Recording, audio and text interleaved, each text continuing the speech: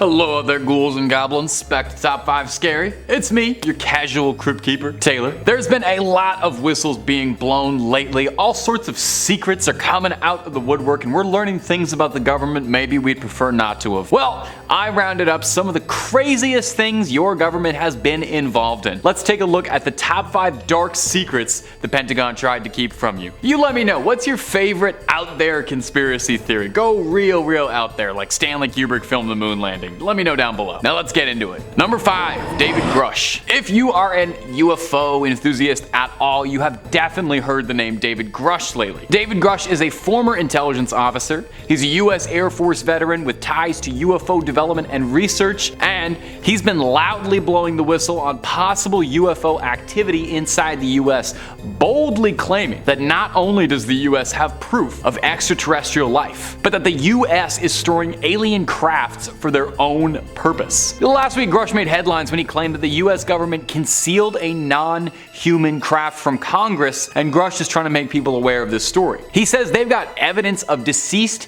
agents and alien officers through crash site retrieval, explaining when you recover something that's landed or crashed, sometimes you encounter dead pilots, and believe it or not, it's true. Now, Grusch claims that he never personally saw any non-human evidence himself, but knows enough people within the program to confide that it's real, saying he knew several intelligence officers involved in the crash site retrieval program. He added too that there is a decades-long competition with political adversaries to retrieve the materials from crash sites to reverse engineer the crafts for defense advantages. Now, it's an incredible claim, and if it's true, it'd be the biggest story of the century. It'd be this moment of truth. So is the truth finally coming out? Of course, Grusch isn't the only person blowing the whistle lately, claiming that the US has impressive technology hidden away. An unnamed whistleblower claims that a UFO recovered by the US military is so advanced that its technology doesn't make sense at all, claiming this craft distorts space-time and that outside it's only about 30 meters wide, but inside is the size of a football stadium. Now, this story was relayed from the whistleblower to a lawyer, one Daniel Sheehan, who is a lawyer who specializes in aiding whistleblowers.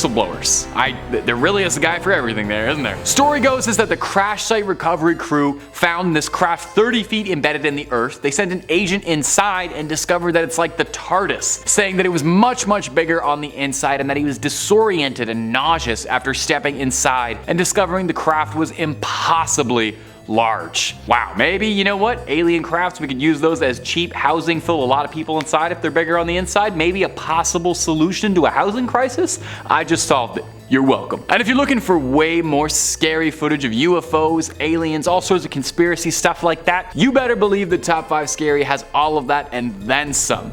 Click on through, make sure you ring that little bell so you don't miss a single video of ours, but do that at the end of this video if you wouldn't mind, because I got 4 more Pentagon secrets coming for you right now. Number 4, Operation Paperclip. In the waning years of World War II, around 1945, the US was starting to worry they were going to need an edge against the Soviet Union in the coming future, and they wanted to take every advantage they could find for technological advancements. Also, put a little pin in that, make a note of how many times the sentence "the US wanted an edge over the Soviets in the future" comes up in this video. So they would do anything they could to get advancements, even if that meant picking some advancements from unbelievably dubious sources. This operation was called Operation Paperclip, and it was a secret United States intelligence program in which more than 1,600 German scientists, engineers, and technicians were all taken from a certain National Socialist Party in Germany that tried to take over most of Europe, if you know the one that I'm referring to. When large numbers of German scientists began to be discovered in April of 1945, the US set up a few makeshift detention centers in Paris and Frankfurt. Now, this early draft of the project was called Operation Overdraft, and the idea was that it was going to help end the war against the Japanese and immediately benefit the post-World War II world. In November 1945,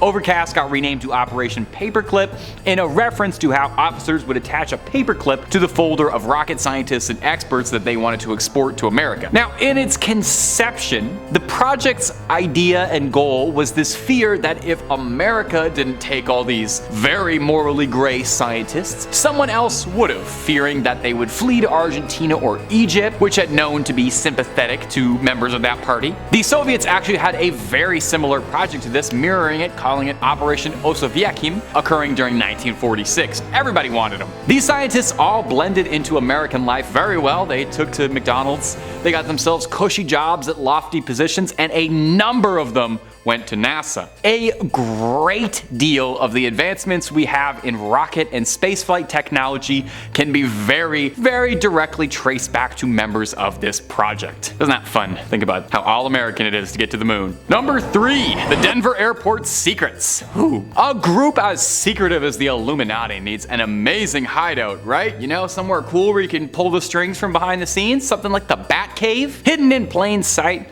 but hidden enough from the public eye that no one would uncover them. Now, there have been several theories over the years as to where a cabal like this could be concealing themselves, but my definite favorite conspiracy is that they use the Denver Airport as a base of operations. The Denver Airport is just rife for conspiracy theory on its own, and I have to admit, even as a very large skeptic, there's enough in here to have me rubbing my chin and wonder. First and foremost, there's a giant terrifying horse statue that looks like a stallion Satan would ride into battle more than anything you'd expect to see on an airport. It's got red glowing eyes and it sets off a few eyebrows and then gets a million times weirder when you learn that the creator of the statue was crushed to death by this statue, meaning this horse has taken a life before. Now, sometimes a scary horse is just a scary horse, but it's what's inside the Denver Airport that's got people so confused. The airport features maybe the strangest mural to ever grace a public building. It's a triptych of paintings depicting what seems to be an apocalypse. Soldiers in black and green gas masks are destroying the world with viruses and raising their swords to people and bringing out a new age. And look, even if you're not a tinfoil hat wearing conspiracist, even if you are the most rational person in the world, you have to admit these are strange artistic choices for an airport. We could do an entire video on the Denver Airport and its secrets and mysteries, and we would still have room left over. I would love to do that, just putting that out into the world. Underneath the Denver Airport, there runs a massive system of tunnels that's use are unknown. Why would an airport need these? I'm sure there's actually a pretty good reason for that, but there are some who theorize this is where the Illuminati meets or where they transport sensitive cargo. You know, they put the Ark of the Covenant from the end of Indiana Jones through here.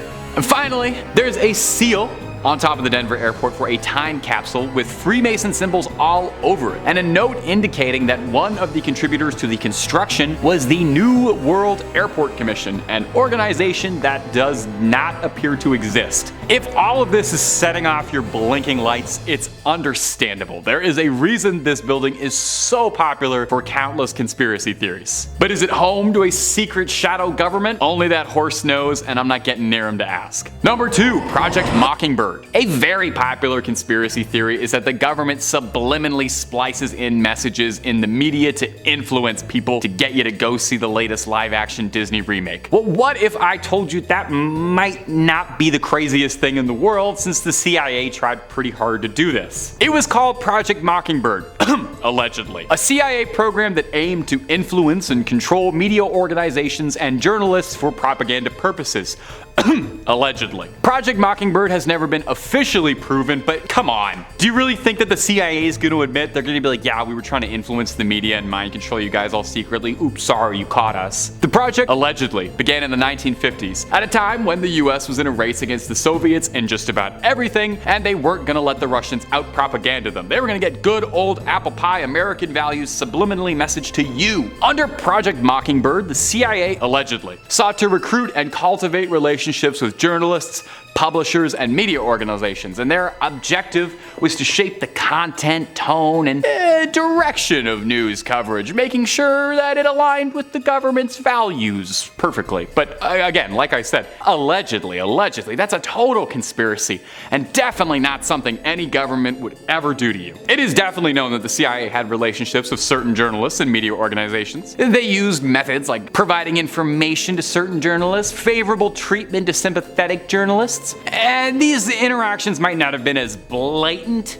string pulling, but they could have influenced media coverage indirectly. But again, unclear what extent was real and what is being blown out of proportion, but You know, the idea that the government could be controlling the media is pretty horrifying. But if the US government wants to pay me to get some subliminal messaging into top 5 scary videos, just give me a DM, guys. I'm totally willing to be part of the propaganda machine. And number 1, Project Stargate. When you go through records of declassified CIA programs, the things you uncover are both unbelievably shocking, so much that it almost loops around to being mundane. The CIA has done so many insane real things that it makes conspiracies about the CIA seem kind of subdued. You know, you hear about the CIA trying to turn cats into listening devices.